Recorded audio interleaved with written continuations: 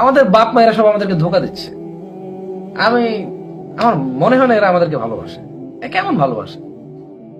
মানে আমার পেট কিভাবে ভরা থাকবে, ঘরে কিভাবে বাতি জ্বলবে, আমার মাথার উপরে কিভাবে একটা ছাদ হবে, ইটের দালান হবে, তারা এই টেনশনে মরে। চাই এবার আমার শরীরটা আগুনে জ্বলে যাক, চাই আমার শরীরটা একেবারে পুড়ে কয়লা ছাই হয়ে যাক, কারো কোনো অসুবিধা নেই। এরা নাকি ভালোবাসে। এরা এই মা বাপ গুলো নাকি ছেলে সন্তানকে ভালোবাসে। এরা ফজরের সময় তার বাচ্চাকে উঠায় না, কারণ 8টা বাজে তার কোচিং আছে। সো 8টার কোচিং মিস করলে তার অনেক ক্ষতি হয়ে যাবে। কখন বুঝবেন আল্লাহ আপনাকে ভালোবাসে? যখন আল্লাহ পাকের অনুমোদিত কাজগুলো আপনার ভালো লাগবে। নামাজ পড়তে ভালো লাগছে, রোজা রাখতে ভালো লাগছে, কোরআন তেলাওয়াত করতে ভালো লাগছে, আল্লাহর জিকির করতে ভালো লাগছে, আলেম ওলামার সাথে থাকতে ভালো লাগছে। ঠিক আছে, আল্লাহর হালাল কাজগুলো যখন ভালো লাগবে বেশি বেশি, বুঝবেন আল্লাহ আপনাকে নির্ঘাত মহব্বত করেন। নামাজি যখন নামাজে দাঁড়ায়, একজন ফেরেশতা আল্লাহর পক্ষ থেকে এসে তার মাথার উপর ছায়া দিয়ে থাকে যতক্ষণ পর্যন্ত সে নামাজে থাকে। ওই নামাজি ব্যক্তির পক্ষ হয়ে রবের কাছে ইস্তেগফার করতে থাকে, দোয়া করতে থাকে। সেজন্য আমি অনুরোধ করব, নামাজ যেখানেই পড়েন তাড়াহুড়া করেন না, একদম স্লোলি, একদম স্লোলি। যখনই মসজিদের মিনার থেকে আওয়াজ আসবে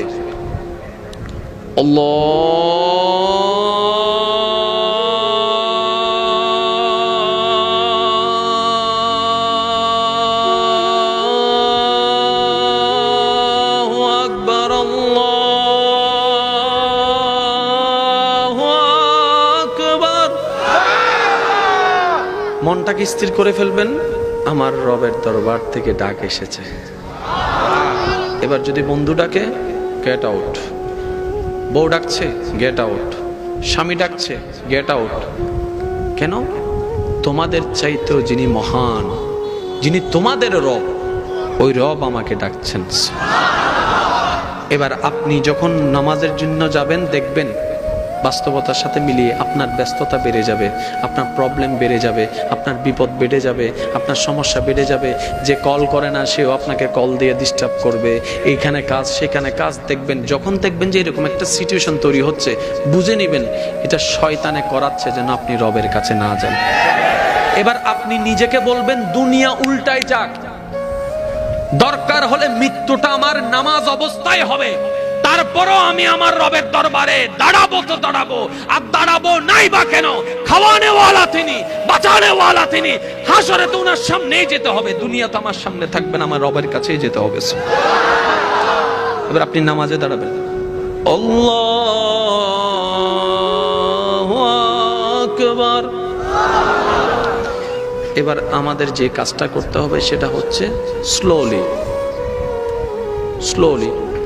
আলহামদুলিল্লাহি রাব্বিল আলামিন, আর রহমানির রহিম, মালিকি ইয়াউমিদ্দিন। প্রত্যেকটা আয়াতের পরে একটু বিরতি দিবেন।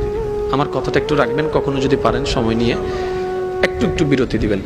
দেখবেন আপনার ভিতরে একটা অস্থিরতা বেড়ে যাবে। বুঝে হঠাৎ করে যে কোনো জিনিস হঠাৎ করে আসলে তো একটু আনইজি লাগবেই, স্বাভাবিক। অস্থিরতা বেড়ে যাবে, প্রবলেম দেখা দিবে, কিন্তু আপনি একটু কষ্ট করে অটল থাকবেন। এবার রুকুর পালা, আল্লাহু আকবার। আর আওয়াজটা যেন এমন ভাবে হয় যেটা আপনি শুনবেন, মনে মনে না, আল্লাহু আকবার। রুকুতে যাবেন, সুবহান রাব্বিয়াল আযীম। জিকিরটা করবেন, আল্লাহর প্রশংসা করবেন, কানে শুনবেন। এভাবে আপনি স্লোলি স্লোলি স্লোলি নামাজ পড়েন। 2 সপ্তাহ পরে দেখেন, 2 সপ্তাহ, আমার কথাটা রাখেন, 2 সপ্তাহ এভাবে করে দেখেন। 3য় সপ্তাহ থেকে মালিক যদি চাহে আপনি নামাজের মজা, রুকুর মজা, সিজদার মজা মনে অনুভব করতে থাকবেন। এটা একদিনে হওয়ার জিনিস নয়, আপনার আমাকে আগে আগাতে হবে, রব তারপর সাহায্য করবে। আর বিশ্বাস করেন, নামাজ শুধু একটা সওয়াবের নাম নয়, নামাজ এমন একটা ইবাদত যেটা অগোছালো জীবনকে গুছিয়ে দেয়। অশান্ত মনে শান্তির ব্যবস্থা করে দেয়, অভদ্র মানুষকে ভদ্র বানিয়ে দেয়, উগ্র মানুষকে নম্র বানিয়ে দেয়।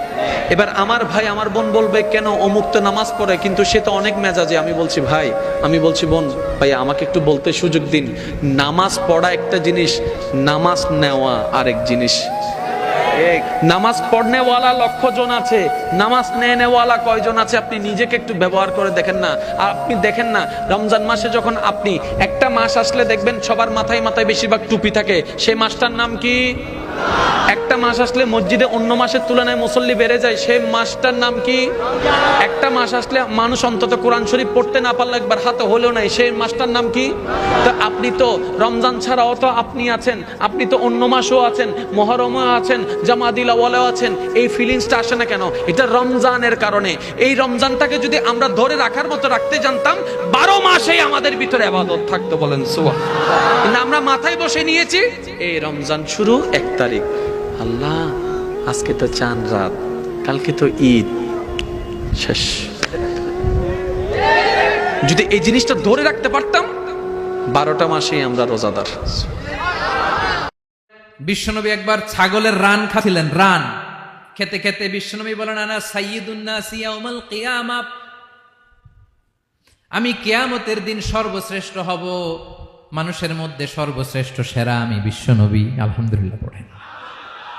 বিশ্বনবী বলেন সেদিনটা বড্ড ভয়ঙ্কর, সেদিন কেউ কারো কোনো উপকারে আসবে না, বন্ধু বন্ধুর কাজে আসবে না, স্ত্রী স্বামীর উপকারে আসবে না, স্বামী স্ত্রীর উপকারে আসবে না, পীর সাহেব মুরিদরে বাঁচাতে পারবে না, মুরিদ পীর সাহেবরে বাঁচাতে পারবে না, নেতা কর্মীর পরিচয় দিবে না, কর্মী নেতার পরিচয় দিবে না, ভাই বোনকে চিনবে না, বোন ভাইকে চিনবে না, বাবা তার সন্তানকে চিনবে না, মেয়েকে দেখে মা দৌড়ে দৌড়ে পালাবে। বড্ড ভয়ঙ্কর দিন। বিশ্বনবী বলবেন জমিনটা এখনকার মতো থাকবে না, পুরো জমিনটা সমান হয়ে যাবে, ফ্ল্যাট। এখন তো গোল, তখন ফ্ল্যাট। সবাই এক জমিনের উপরে দাঁড়াবে, সূর্যটা মাথার কাছে চলে আসবে, সূর্যের গরমে মানুষের মাথার মগজ গলে গলে কানের ছিদ্র নাকের ছিদ্র দিয়ে বেয়ে বেয়ে পড়বে। আহ, সবাই হয়রান, পেরেশান, ক্লান্ত শ্রান্ত। মানুষগুলো বলবে বাঁচার কোনো উপায় নাই। 50,000 বছর মানুষ এরকম দৌড়াবে, চিৎকার করবে, কাঁদবে, বাঁচার কোনো উপায় নাই। সবাই বলবে আহ, আল্লাহ যদি বিচারটা শুরু করতো, যা হবার হবে, আগে বিচার শুরু করুন। বিচারই শুরু হয় না, বিচার শুরু হইতেই 50,000 বছর। আল্লাহ, 50,000 বছর, 5,000, 15,000 না, 50,000 বছর এরকম যাবে। মানুষগুলো কাঁদতে কাঁদতে বলবে চলো আমরা আদম আলাইহিস সালামের কাছে যাই, যেন আল্লাহর যে সুপারিশ করে, আল্লাহ আপনি বিচার শুরু করেন।